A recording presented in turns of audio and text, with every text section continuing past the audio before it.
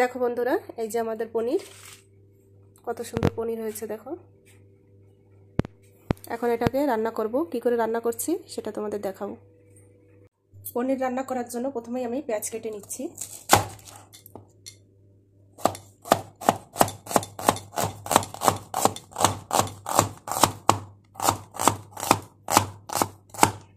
এই পনির রান্না করার জন্য আমি দুটো এই সাইজের পেঁয়াজ নিয়েছি আর তিনটে এই সাইজের টমেটো নিয়েছি।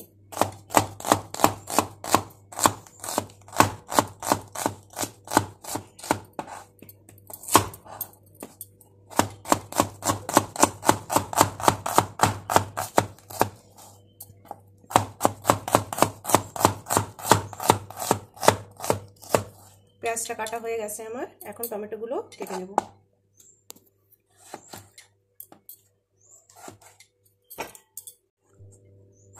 টমেটোটা আমি পেঁয়াজের মতনই কেটে নিচ্ছি।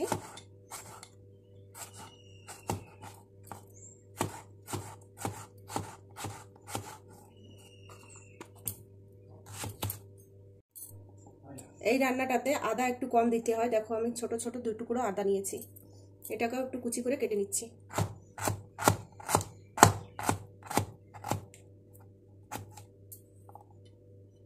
আমার কাটা হয়ে গেছে, এখন এগুলো পরের স্টেপে যাব। দেখো বন্ধুরা, আমি যে পেঁয়াজ টমেটো আদা কেটেছিলাম সেটা আমি খালি কড়াইতেই দিয়ে দিয়েছি, কিছুই দিইনি, একদম শুধু কড়াইতে দিয়ে দিয়েছি। এবার এটাতে আমি রসুন দিয়ে দিচ্ছি। আর মশলার জন্য আমি নিয়েছি জিরে, একটা স্টার ফল, আর লং, এলাইচি, ছোট এলাচ, অল্প কটা দারচিনি, বড় এলাচ আর কটা গোলমরিচ।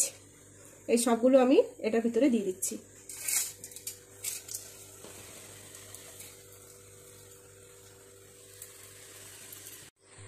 এর সঙ্গে আমি দিয়ে দিচ্ছি কতগুলো শুকনো লঙ্কা। তোমরা ঝাল যে যেমন খাও তেমন দেবে, আমরা ঝালটা বেশি খাই তাই দেখো বেশি দিচ্ছি। এবার আমি এটাতে দিয়ে দিচ্ছি জল।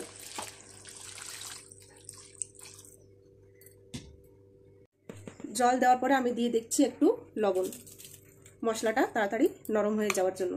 এবার আমি এটাকে ঢেকে দেব।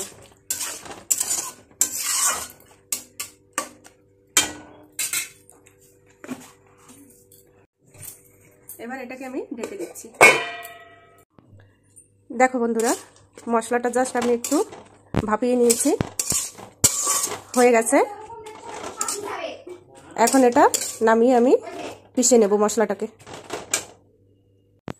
দেখো বন্ধুরা, এটা ফোড়ন দেওয়ার জন্য আমি নিচ্ছি এই চামচের 1 চামচ সর্ষে, 1 চামচ জিরে,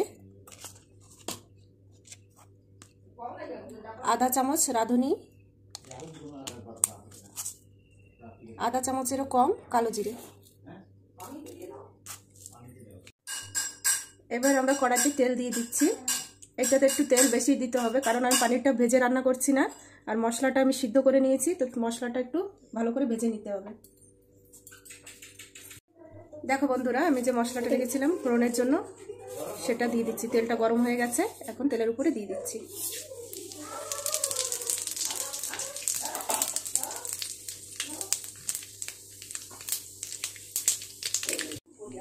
ফোড়নটা হয়ে গেছে দেখো। এবার আমি দিয়ে দিচ্ছি যে মশলাটা আমি বানিয়ে রেখেছিলাম, সেই মশলাটা দিয়ে দিচ্ছি।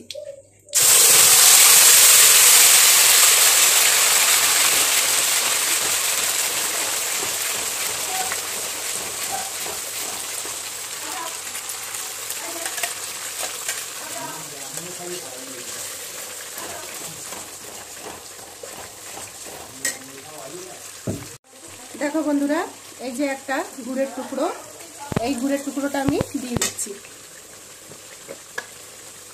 এবার এটাতে আমি হলুদ দিয়ে দিচ্ছি। মশলাটা সিদ্ধ করার সময় আমি একটু নুন দিয়েছিলাম, আমি আবার আরেকটু নুন দিয়ে দিচ্ছি।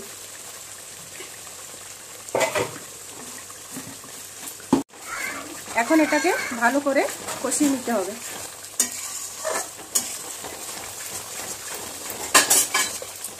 দেখো বন্ধুরা, আমি এবার 1 চামচ বাটার দিয়ে দিচ্ছি এটাতে।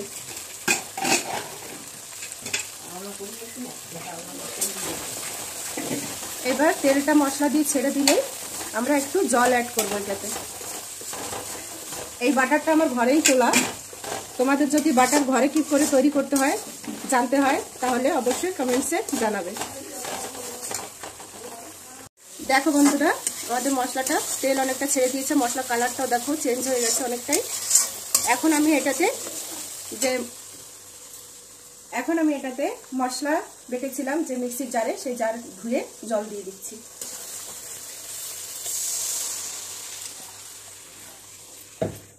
এটাতে বেশি জল দিতে হয় না, এটা গ্রেভি একটু গাঢ় গাঢ়ই হবে।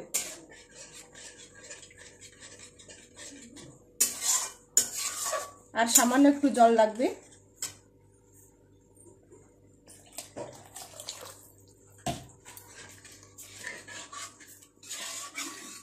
এখন একটু ফুটিয়ে আমরা এটাতে পনিরগুলো দিয়ে দেবো। দেখো বন্ধুরা, আমাদের ঝোলটা ফুটে গেছে, অনেকটা গাঢ় হয়ে গেছে। এখন আমি পনিরগুলো দিয়ে দিচ্ছি।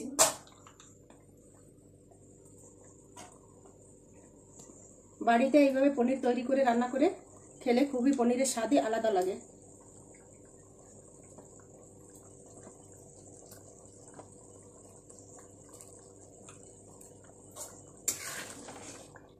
অনেকে পনির ভেজে দেয়, ভেজেও আমিও রান্না করি, সেগুলো আলাদা রান্না, এটা আলাদা রান্না। এটাতে আমি কাঁচা পনির দিয়েই রান্না করি। এখন আর একটু ফুটলেই তরকারিটা আমি নামিয়ে নেব। দেখো বন্ধুরা, তরকারির রংটা কতটা চেঞ্জ হয়ে গেছে, দেখতে কত সুন্দর লাগছে। এখন তোমরা এটাতে ধনেপাতা দিতে পারো, আমার কাছে নেই তাই আমি দিলাম না। এখন আমি তরকারিটা নামিয়ে নিচ্ছি। দেখো বন্ধুরা, আমার তরকারিটা হয়ে গেছে। আজ মা রান্না করেনি, আজ আমি রান্না করেছি। তো তোমাদের কেমন লাগলো তোমরা অবশ্যই কমেন্টসে জানাবে।